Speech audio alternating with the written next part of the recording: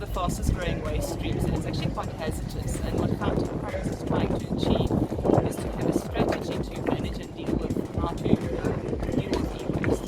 So internally, government actually has quite a lot of feedstock of e-waste that they can unlock and make available to the market.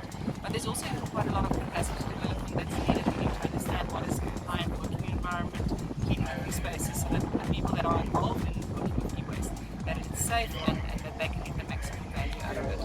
So at UJ, what we've done is we've partnered with eGov to help develop the strategy. So we brought them into contact with quite a few experts from various institutions and agencies. We're also working with other agencies to support capacity development and training, designing short learning programs that will stretch across the entire value chain, looking from the informal reclaimer sector all the way through to how would you manage these facilities and what is required in terms of legislation, and linking it to the circular economy so that we understand that as a feedstock or as waste, if we can bring it back to its original form, that is the first requirement, that's the most value that you can create.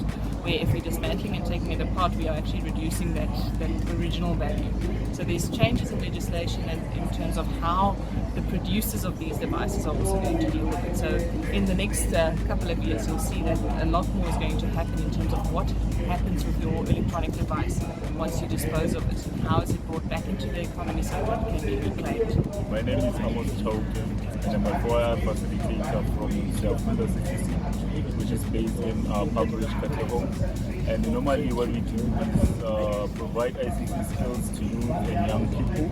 And as you can see today, we have a little piece of project that we created for youth and also young people, that is, instead of them sitting at home, there's something that they can do. And we also provide IT skills such as your end user and IT cybersecurity and also IoT. So those skills can help you channel your life in terms of money-wise, because you can use them. For instance, me, I started as Yafunda in 2019 after my matric, and I never knew anything about computers, but now I can able to make my pocket money. If someone can come and ask, or that someone having a problem with their cell phone, laptop, you can able to fix that in an average amount of money. And also, if you're done with your matric and never accepted at university, you can come at our center. You always will come. There are holiday programs that we host. And last we hosted a program called Valentech, of which we're introducing young people to technology.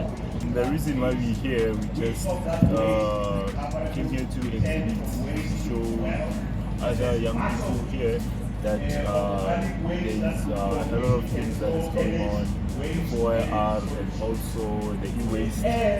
Instead of you throwing your teams and your computers, you can use the computers to refurbish other computers. This is Presuna, Executive Director of the EdTech Solution. Ulinda as the Managing Director of EdTech Solution. This is Patu, Non-Executive Director for EdTech Solution. So what brings us here is because EdTech is part of the ICT framework. So what we usually did was to focus on hardware, and hence we are here. So the hardware part of things involved us in e-waste in such that you drop off your device, right, and then your device is then inspected, right, and then the inspection, after the inspection is done, we then see if the device is fit to be reused, and then if it's not fit to be reused, then you can see this one is not usable. What we do is, and then we just break it down and then extract the working parts and then repurpose those parts into other devices. Yes. And then what we've discovered that computers have gold and other metals. So what we do is then we feed into that economic value chain that allows us to extract that gold and then sell it to probably your research laboratories. Like Saibono might use gold because they do experiment. Vets might use that low-grade gold, and UJ might use that thing gold. So this is what service offering that we're providing as EdTech Solution. But mostly we do software development, we do data analytics, and then so that's in part what EdTech Solution does.